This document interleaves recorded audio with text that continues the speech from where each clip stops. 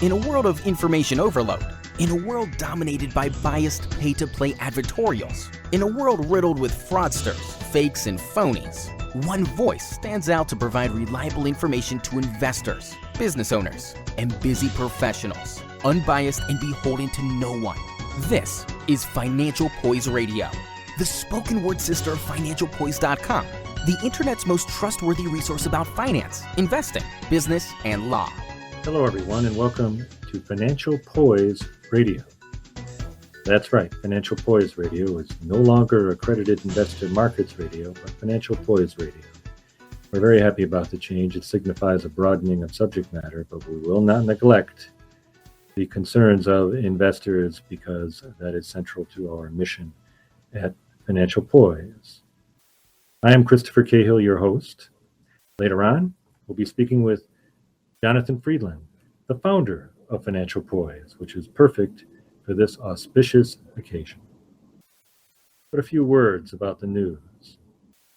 Many moons ago, this is episode 75 or so of this program, so round about episode 10 or 15, I commented on a smart thermostat called the Nest, N-E-S-T, thermostat. Actually, the Nest Learning Thermostat made by Nest Labs. So what did this thermostat do? Well, it kind of learned all about you as it adjusted the heat. It learned how you adjusted the heat. It learned when you adjusted the heat. It learned who you were, who all these people were living in the house. It could sense all of this because of its ability to understand its environment, to relay data, in other words, about its environment to the data house. So this is a smart thermostat. It can have more functionality than a regular thermostat, but it can also communicate with your phone. You can communicate with it by phone and set the thermostat remotely, and so on. Well, who would want such a thing as an investor? Google would, and Google did, and paid $3.2 billion for the Nest Learning Thermostat to help feed big data, in the Google sense of the word, from the thermostat of houses which buy these products. Okay, that's a thermostat. What about the doorbell? Have we made the doorbell smart yet? Well, somebody has. A company called Ring has developed a smart doorbell. It can tell you who is out in the yard. It can tell you if anybody's out in the yard. We have products for that now, but this can all be done from the doorbell. It can take photographs. It can tell you how many people are at the door. It can tell you all of this when you're far away. So between the smart thermostat by Nest, now Google Nest, and the doorbell, you can tell before they even get in the house that the old folks are here to house sit. That means that the temperature has to go way up. Okay, that was unfair and not very nice. But I know that when they see me walking up the walk to house sit for an hour or for a day, they're going to push the temperature down to 64 because I go the other way. Because I'm worried that either the doorbell or the thermostat will detect my attraction to the premium Tasmanian Scotch that's kept in a cabinet underneath the smart thermostat. They would have never noticed any of this, but now they know about it in real time on their smartphones. Well, Ring was in the news, not because it was purchased by Google. That hasn't happened quite yet, but because it raised a $61.2 million Series C funding, which was reported on the website privco.com, privatecompany.com, which is of inestimable value if you wish to learn about angel investing and venture capital. Okay, so that's what's happening in your homes. What's happening over here at Financial Poise? Well, Financial Poise has had some changes, not just rebranding our radio show. We have some new columnists. I'm not going to introduce you to all of them right now, but I will say that William Ryan and Charles Sadek wrote something interesting in an article entitled, "What Did They Just Say?" I mean, who among us has not spoken to an accountant? That is, among those of us who have spoken to an accountant and not perhaps been confounded by the jargon used by accountants. Now, jargon is valuable. when accountants are speaking with one another, or lawyers and accountants are speaking in a common language, they can get things precisely said and quickly, which after all is part of their job. What about the people who are supplying the money, the customers, the clients? What did they just say? Well, this article helps you learn how to talk about and how to understand talk about financial statements, and it's on financialpoise.com. Another very exciting development on Financial Poise is a site. Well, it's really a sub-site technically, because Financial Poise is one site with a myriad now. Okay, not 1,000, but rather 9 or 10 sub-sites to which you can go and learn specific bodies of knowledge. Well, there's a new sub-site called Equity Crowdfunding Investor. It was created by Dave Friedland and Matt Nutting, who know a great deal about this topic. They wrote the book.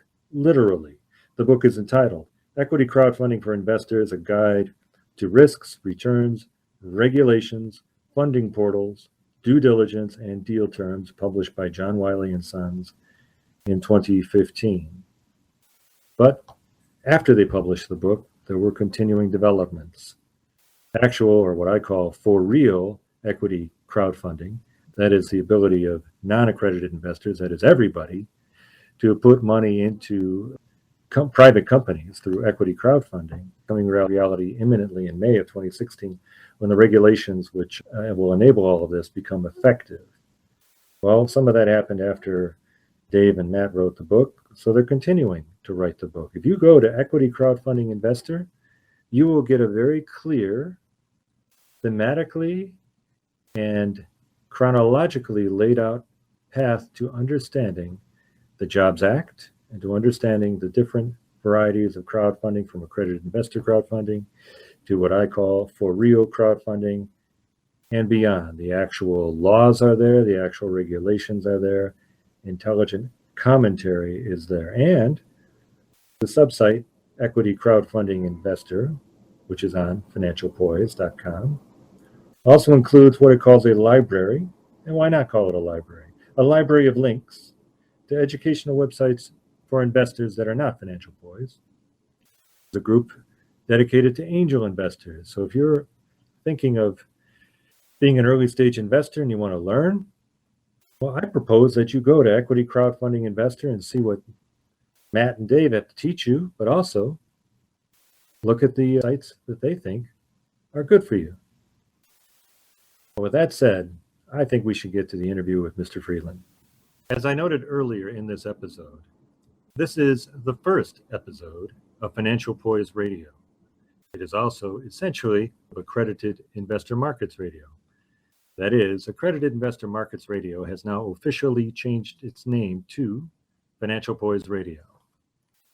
On this auspicious occasion, I thought it fitting for the founder of Financial Poise, Jonathan Friedland, to be my first guest on Financial Poise Radio.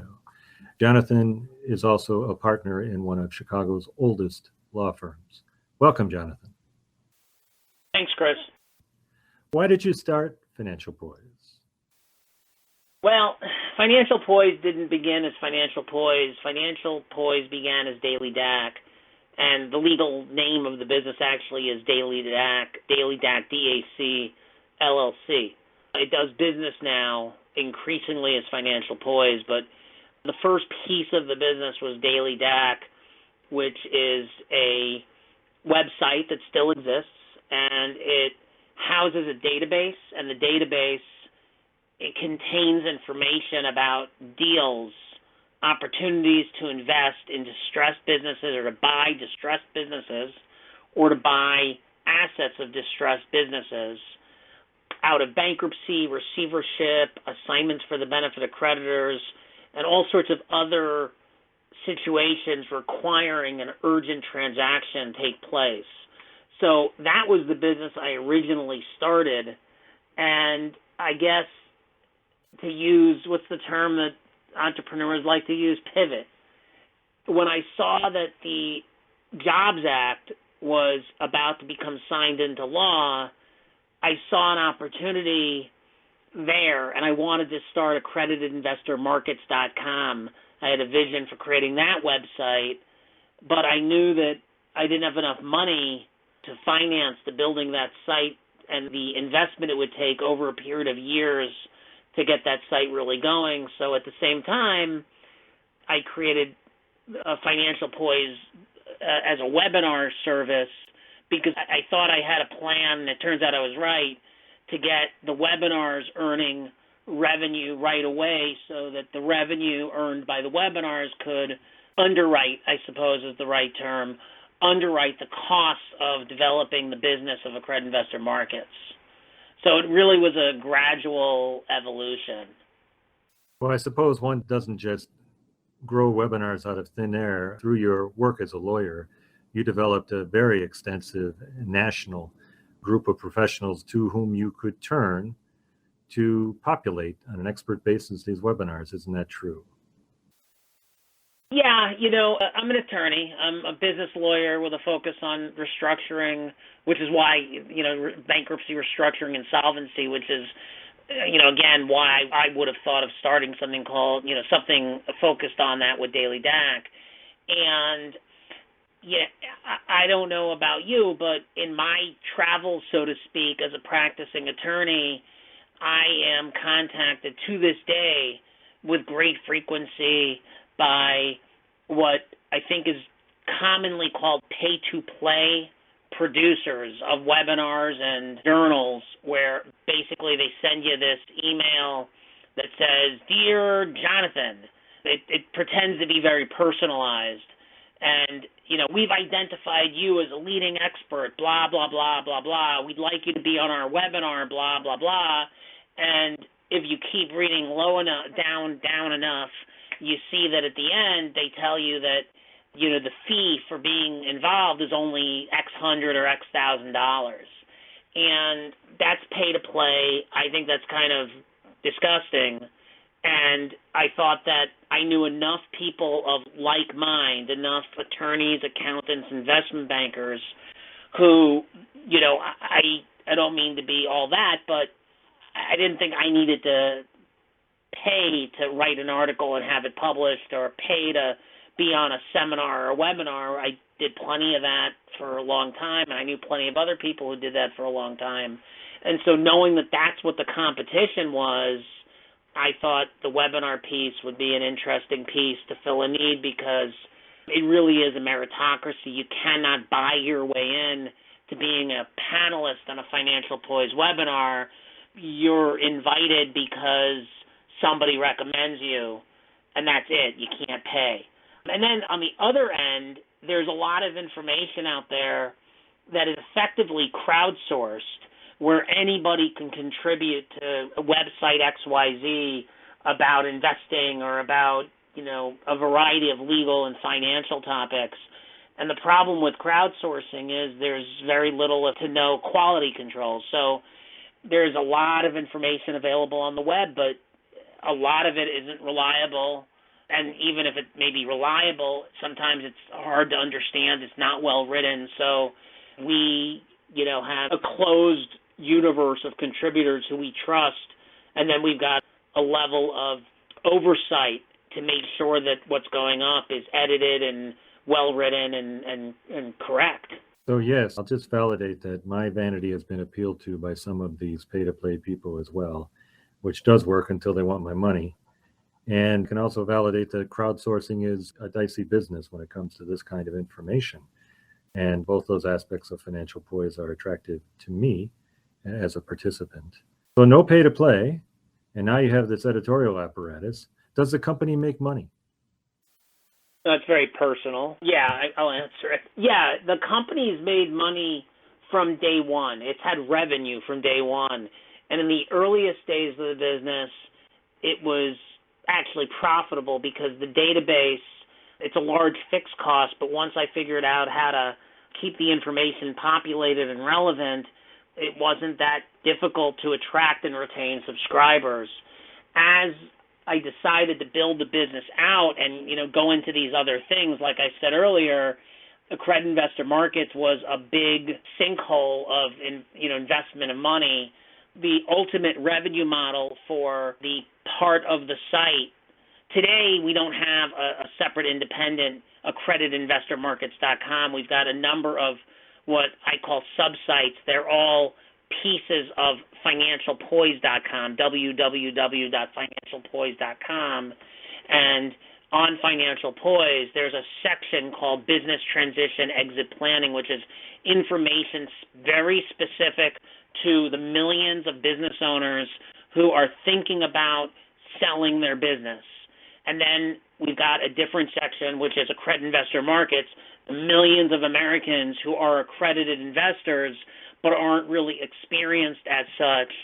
And, the site overall and these sub-pages are designed to teach and educate people in a very plain English kind of way, and we're not trying to sell them anything other than webinars. We're trying to say, listen, if you want to learn more, take one of our webinars, but for the most part, or otherwise, everything is free, and we're not trying to sell financial advice, we're not trying to sell annuities, and we're not even taking advertising from any businesses that try to do the same thing, which really distinguishes us from most of the financial press.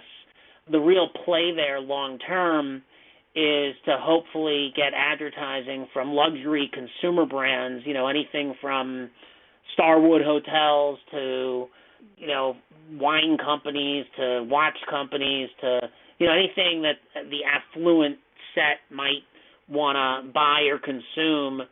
The idea is you come to the website wearing your hat as an investor who wants unbiased and plain English information, or as a business owner who comes to the site wanting plain English, unbiased information. And you wear that hat, but you probably also come with a wallet where you can afford some of the better things in life. And so that's the ultimate play, is the advertising. We have some advertising coupled with the subscriptions to our database on DAC.com, and with the webinar revenue, we are profitable at the moment. We went through a long period of time. I started the business in 2010. It was profitable for about the first year or so until I started these other activities that I was just describing. We went into a long period of not profitableness. And, however, this is our second profitable quarter, I'm glad to say. Well, when you talk about the accredited investor markets aspect of the business, if I may call it that, the part where you're educating investors, educating business owners, and you're avoiding advertising by people who sell products in that regard, as far as investment advice and so on. I get the feeling it's sort of a Consumer Reports model, and that those who are reading it, we hope that by reading us, they'll know what they don't know and know a little bit about what they should know, and thus be a more effective consumer of investment advice and so forth. What is it you think that most investors do not understand? How to select an advisor. Most people have no clue that there's a couple of different kinds of financial advisors out there, and there's basically two types. And one type has a fiduciary duty to put the client's interest first. The other type doesn't. And most people have no clue that that's a thing. And you mentioned earlier the business transition exit planning component of the business. So perhaps more briefly, business owners don't understand things because they know how to run their business, but do they know how to sell their business? Do they know how to get that business into other hands in an advantageous way? What is it you think business owners tend not to understand? When it comes to selling their business, incredibly large percentage of business owners, in my experience, know very little. The vision came from my repeated experience. I represent a lot of business owners who sell their businesses and buy businesses, but I'm talking about people who sell their businesses. And the straw broke the proverbial back of the camel. A few years ago, I was dealing with this client, smart guy, brilliant guy, had probably maybe 6 locations, very large retailer, 6 very large locations, each one as big as almost like a Home Depot. And this guy had, maybe 150, 200 employees. He'd been in business for a couple of decades. He came from corporate America, 20 years before. So he was an executive, college educated, all that stuff. He ran this successful business, was able to deal with suppliers and customers and, all sorts of things every day. But when it came down to selling the business, there were a lot of very basic concepts, basic from my perspective, because this is what I do for a living, right? So I said, we should probably think about hiring an investment banker. And the response was, what's an investment banker? What's your EBITDA? What's EBITDA? He understood what EBITDA was. He just didn't know it by that name. There were just so many topics and concepts that if you're in the business of being a business lawyer or an intermediary who sells businesses, you take for granted you know this stuff. But this very, very smart guy who I respect a ton, he just didn't know a lot of these concepts because it's not what he did. And he wasn't the first one. I mean, it was just the last one where I said, you know what? This particular guy could really benefit from a site that isn't trying to sell him on services that, if you Google, how do I sell my business, mostly what you find is business brokers and investment bankers who want to sell you their service. Whereas business transition exit planning it's a consortium of dozens of investment bankers and business owners and lawyers and accountants who have contributed articles. We've reviewed the articles with a high level of, we reject way more articles than we accept, and we edit them carefully. We make sure everything's right. It's like any other publishing operation as opposed to just a blog that's trying to sell you services. And so that's what the BTEP component of the business is all about. And I think you asked, what don't they understand? And I think they don't understand. Yeah, I think you got to it for sure. Well, one of the things I noticed on the About Us page on FP, Financial Poise, is a reference to the 5%. In fact, quite a few references to the 5% as the audience. That sounds a little snobbish. What's the deal with the snobbishness, John? Well, I get a lot of criticism about that. And yeah, the idea about Financial Poise is it's not news. There's a little bit of news, but it's not a news site. It's an education site. And it can't be all things to all people. We're going after a pretty broad audience, to be sure. We're going after, investors and business owners and C-level executives. And we're not talking about sports. We're not talking about entertainment. We're not talking about the weather or politics. We're talking about to these people in wearing their hats as investors and business owners and people who want to get ahead, people who have worked hard, who continue to work hard, who as a kid chose to go to the library on a Saturday night once in a while instead of to the party, people who can defer gratification today for greater gratification tomorrow. So all I'm saying, or all this verbiage is saying on the website is that if it's not about trying to be classist or hoity-toity, it's just about saying, look, if you have attained a level of success or if you are on your way to attaining a level of success because you're working hard, our website is a good thing for you to save as a favorite or even put as your homepage, because we're going to constantly have information that is probably relevant to you and will help you in your professional and investing life. Well, a few weeks ago we had on a financial coach named Michelle Gershfeld, and she maintained that everybody at every income level ought to pay themselves first. That is, put some money aside to grow wealth.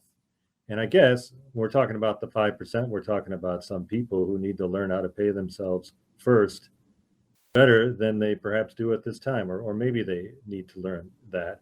And this site enables them to do exactly that. And it could make a big difference in their lives. They actually do attain useful knowledge in that regard. So I guess you may have said this already, but what does Financial Poise do better than its competitors? I did, and I don't want to be an infomercial. I mean, again, a lot of the competitors are pay to play, and in my opinion, that's a good reason not, if I see something that's pay to play, that means to me that the professional who paid had to pay because he or she isn't in demand enough to go somewhere where he or she doesn't have to pay. And so I'm not going to trust that information. That's just me. Same sort of similar thing with the crowdsourcing. If there's no editorial control, if there's no staff that's doing, real fact checking, and anybody can kind of just publish anything, yeah, there is absolutely an argument that Wikipedia works because when something is incorrect, the crowd will correct it. And I get that. And when I want to read about, Viking history after watching one of my favorite TV shows on the History Channel, Vikings, but I digress, maybe I'll look at Wikipedia. But when I'm thinking about, how do I invest my money, or I've got some sort of legal question or financial question, I'm not going to trust, with all due respect, any kind of crowdsourced information. So we have rigid standards, and we are not trying to sell anything. Viking history, huh? I guess the last time I looked at Wikipedia, I was looking at the history of Mendeleev, who developed the periodic table of the elements. Well, different strokes for different folks, John. As they say. As they say. Well, listen, I think there's more to say about all these things, but we should probably save it for another interview, and hope you'll consider coming back. Yeah, we're trying me in another 75 episodes. All right, yeah, well, we'll get there. Thank you, Jonathan Friedland, the founder of Financial Poise, for appearing on this program. Thank you, Christopher. This has been Financial Poise Radio. Financial Poise Radio is produced by Stephanie Strait. Thank you for listening. Let's do this again sometime soon. Thank you for joining us. If you enjoyed this episode, you can subscribe through iTunes or Stitcher, or you can download our app from Libsyn. You can also listen right on our website, www.financialpoise.com. Each week, Financial Poise Radio brings you news and education about finance, investing, business, and law. To see a short written summary of this episode, go to www.financialpoise.com. Financial Poise Radio is a production of Financial Poise Radio Productions, LLC.